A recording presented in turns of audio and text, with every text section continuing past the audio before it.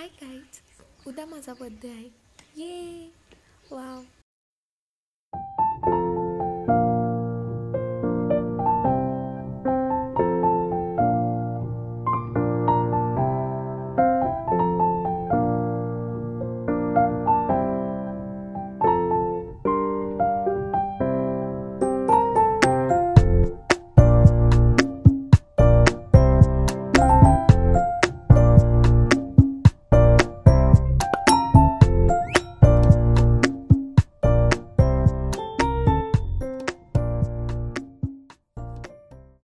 Hi guys, नमस्ते. मी स्वप्निता आणि आज मी share करणार आहे माझं birthday skin care routine.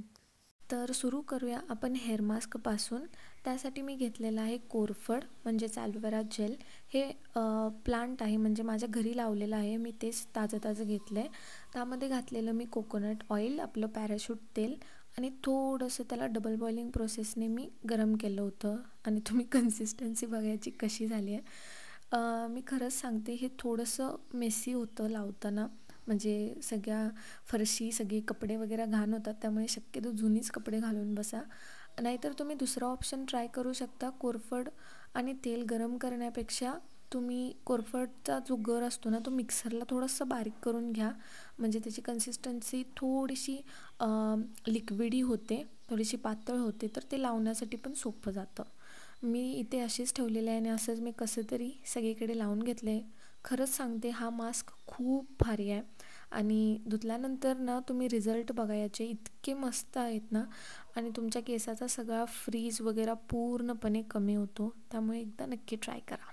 Okay, आत्ता सुरुवात करूया आपण आपला चेहरा चमकवायला. कारण बर्थडेमध्ये ते तर महत्त्वाचं आहे यार. तर सगळ्यात अगोदर मी करून घेणार आहे फेस वॉश. हा माझा नेहमीचाच फेस वॉश आहे. तो डमाकोचा 1% kojic acid face wash. I think मी खूपदा हा फेस वॉश तुम्हाला दाखवलेला पण आहे. खरंच खूप भारी फेस वॉश आहे. जर तुमच्या चेहऱ्यावरती पिगमेंटेशन, डार्क सर्कल्स किंवा डार्क स्पॉट्स असतील ना, तर तुम्ही नक्की ट्राय करू शकता. माझी स्किन ड्राय आहे, कोरडी आहे आणि मला हा खूप चांगल्या पद्धतीने सूट पण होतो. आणि शक्यतो 60 सेकंद तुम्ही फेस वॉश करायला पाहिजे. ॲटलिस्ट 40 सेकंद करायला पाहिजे, त्याने चांगला रिझल्ट भेटतो. त्यानंतर वापरणार आहे मी स्क्रब. आणि हा स्क्रब तुम्ही खूपदा बघितला असेल. हा आहे बायोटिकचा बायो पपाया फेस स्क्रब. जर तुमच्या चेहऱ्यावरती टॅनिंग असेल, अनइवननेस असेल किंवा सूर्यकिरणांमुळे तुमची त्वचा थोडीशी डार्क जरी झाली असेल तर हा फेस स्क्रब खरंच खूप चांगला रिझल्ट देईल तुम्हाला. आणि जास्त महाग पण नाही आहे. आता हे 80 ग्रॅमचं प्रॉडक्ट आय थिंक 150 रुपयाच्या आसपास भेटतो. मला हा फेस स्क्रब घेऊन कमीत कमी 8 ते 9 महिने पूर्ण झालेत, तरीही अजून हा फेस स्क्रब ना अर्धासुद्धा झालेला नाही आहे. खूप क्वांटिटी मिळते आणि रिझल्ट्स पण खूप भारी आहेत, चांगल्या क्वालिटीचा आहे. त्यामुळे एकदा तुम्ही आरामात ट्राय करू शकता. तर 3 ते 4 मिनिट तरी तुम्ही स्क्रब करून घ्या आणि नॉर्मल पाण्याने धुवून घ्या. बिफोर आणि आफ्टर रिझल्ट्स तुम्ही स्वतःच बघू शकताय. मला एक्स्ट्राची सांगायची काही गरज आहे असे मला तर नाही वाटत. नेक्स्ट प्रोसिजर आहे ती म्हणजे फेस मास्क. तर फेस मास्कसाठी मी इथे घेतलेला आहे नायकाचा चारकोल क्ले मास्क आणि हा माझा पर्सनली खूप आवडता फेस मास्क आहे. मी शक्यतो बाजारातले जास्त वापरत नाही, मी घरगुतीच वापरते. पण जेव्हा कधी मला वाटतं की माझी स्किन खूप ऑइली आणि ग्रीसी वाटते, तेव्हाच मी हा फेस मास्क वापरते. महिन्यातून एकदा किंवा जास्तीत जास्त 2दा, त्याच्यापेक्षा जास्त मी हा फेस मास्क अजिबात वापरत नाही. तुम्ही याची कन्सिस्टन्सी बघू शकताय, अतिशय थिक कन्सिस्टन्सी आहे. आणि लावल्यानंतर मी खरोखर सांगते, हा इतका चांगला फेस मास्क आहे. तुमच्या चेहऱ्यावरची डर्ट, घाण, एक्स्ट्रा जे ऑइल वगैरे असेल ना, तेही पूर्णपणे क्लीन होतं आणि डीपली तुमची त्वचा अतिशय क्लीन व्हायला मदत होते. इथं माझा काय वेगळाच ड्रामा चालू आहे, कारण आमच्या शेजारी लग्न होतं आणि ते गाणं लागलेलं गुलाबी साडी आणि लाली लाल लाल. वाव. म्हणूनच माझी इथे थोडीफार ओव्हर ॲक्टिंग चालू होती. आणि फेस वॉश केल्यानंतर अय हे तुम्ही स्वतः बघा यार, खरोखर मी सांगते, चेहरा एवढा डीपली क्लीन होतो ना. वाव. मोठे मोठे फेशियलसुद्धा त्याच्या पुढे फिक्के पडतील, फिक्के, सुट्टी नॉट. खरंच खूप भारी फेस मास्क आहे. आता सगळ्यात शेवटी तुम्ही म्हणाल की आत्ता तरी फेस मास्क लावलेस, आता त्याच्यावरती आणि काय थोपालेस, तर तसा विषय नाही आहे. तो होता क्लिनिंगसाठी. तर हा आहे ब्राईटनिंगसाठी, एक्स्ट्रा ग्लो आणण्यासाठी आणि याची रेसिपी मी तुम्हाला एवढ्यांदा शेअर केली आहे. हा माझा रेग्युलरचा फेस मास्क आहे, ज्यामध्ये मी घातलेलं बेसन, त्यानंतर orange peel powder, liquorice powder आणि हळद आणि मिक्सिंगसाठी मी वापरलं होतं दूध. तुमची स्किन जर ऑइली असेल तर तुम्ही दुधाऐवजी त्यामध्ये थोडंसं ॲलोवेरा जेल घालू शकताय किंवा रोज वॉटर म्हणजेच गुलाब पाणी घालू शकताय किंवा नॉर्मल ॲरोचं आपलं पाणी घातलं तरी काहीसुद्धा हरकत नाही. तुमच्या स्किन टाईपप्रमाणे तुम्ही जे मिक्सिंगसाठी लिक्विड्स असतात ते बदलू शकता, पण तुम्ही दूध नका वापरू. आणि ड्राय स्किन असेल तर दूध किंवा दुधाची साय तुमच्यासाठी परफेक्ट आहे. हा मास्क डोळ्यांच्या तिथे, मानेला सगळीकडे तुम्ही लावू शकता, आरामात सगळ्या बॉडीला पण लावू शकताय. आणि 15-20 मिनटानंतर हा मास्क सुकू द्या, त्यानंतर नॉर्मल पाण्याने धुवून टाका. खरोखर सांगते, हा माझा खूप खूप खूप आवडीचा फेस मास्क आहे आणि तुम्ही एकदा प्लीज यार प्लीज ट्राय करा. आता नेक्स्ट, मी माझ्या उभ्या आयुष्यात एकदासुद्धा पेडिक्युअर वगैरे असं काहीसुद्धा केलं नाही. पार्लरमध्ये तर खूप लांबची गोष्ट आहे, मी घरी पण कधी काही केलं नाही. पण आता म्हणलं यार ठीक आहे, एकदा ट्राय करायला लागते. तर सगळ्यात अगोदर मी करते ड्राय ब्रशिंग. तर हे मी रेग्युलरच करते. यामुळे ना तुमचे पोर्स वगैरे जे क्लॉग झालेले असतात ते मोकळे व्हायला मदत होतात आणि स्ट्रॉबेरी लेग्स तुम्हाला ऐकून माहितीच असेल, तर असे प्रॉब्लेम्स होत नाहीत. त्यामुळे एक लुफा घेऊन तुम्ही आरामात ड्राय स्क्रबिंग करू शकताय.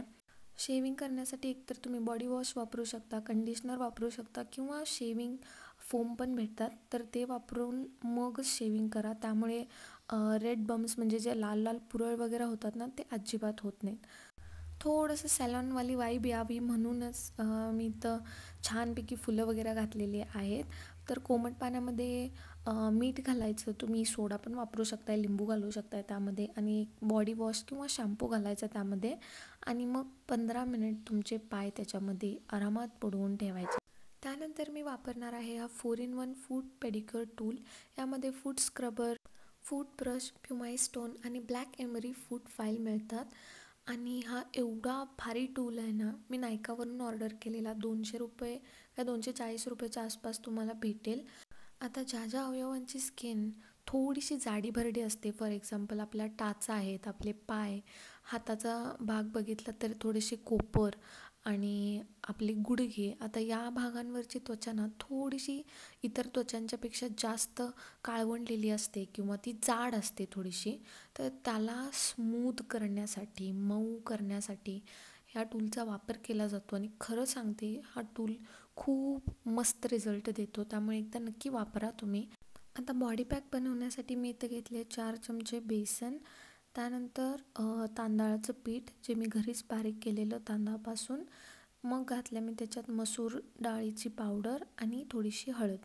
मिक्सिंगसाठी मी फक्त पाण्याचा वापर केला होता. तुम्ही हवं असेल तर दूध किंवा त्याच्यामध्ये तेलही घालू शकता. आता मी पटकन आंघोळ करून येते and here I am. Wow, मला इतकं फ्रेश आणि इतकं भारी वाटत होतं ना, मी खरोखर सांगते.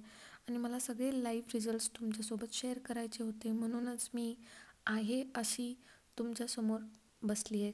काहीसुद्धा फिल्टर किंवा मेकअप वगैरे काही नाही आहे माझ्या चेहऱ्यावरती. तर स्किन केअर रुटीन आपण अजिबात विसरायचं नाही आहे. तर सुरुवात करू टोनरपासून. आता हे टोनर मी घरीच बनवलेलं आहे, बाजारातून विकत घेतलेलं नाही आहे. एक स्प्रे बॉटल तुम्ही अशी वापरू शकताय टोनरसाठी, कारण त्याचं ॲप्लिकेशन खूप चांगल्या पद्धतीनं होतं. तर मी छान पद्धतीने सगळीकडे टोनर लावून घेतलेला आहे. आता याला मस्तपैकी सुकू द्यायचं, अजिबात प्लीज गडबड करू नका. थोडंसं टॅप टॅप टॅप करायचं, मानेला सगळीकडे लावायचं.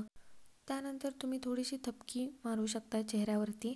माझ्या भाषेत सांगायचं झालं तरी 2 कानाखाली मारून घेतला तरी काही हरकत नाही. यामुळे तुमचं ब्लड सर्क्युलेशन चांगलं होतं. मॉइश्चरायझरसाठी मी वापरते निव्याचं मॉइश्चरायझिंग क्रीम. हे माझं ऑल टाईम फेवरेट मॉइश्चरायझर आहे आणि शक्यतो ज्या गोष्टी मला आवडतात त्यात मी जास्त बदल करण्याचा प्रयत्न नाही करत आता. अगोदर करत होते, पण आता सध्या जे मला सूट होते तेच मी जास्त दिवस वापरायला बघते. तर मॉइश्चरायझरचं मेन काम आहे तुमच्या चेहऱ्याला जास्त वेळेपर्यंत मॉइश्चराईज करून ठेवणं आणि हायड्रेशन प्रोव्हाइड करणं. आणि हे मॉइश्चरायझर खरोखर उत्तम आहे ड्राय स्किनवाल्यांसाठी. खरोखर परफेक्ट मॉइश्चरायझर आहे आणि तुम्ही ग्लो बघा फक्त यार. The glow is real. Okay, काय फेक नाही आहे याच्यात. आणि सगळ्यात शेवटची गोष्ट आहे ती म्हणजे सनस्क्रीन.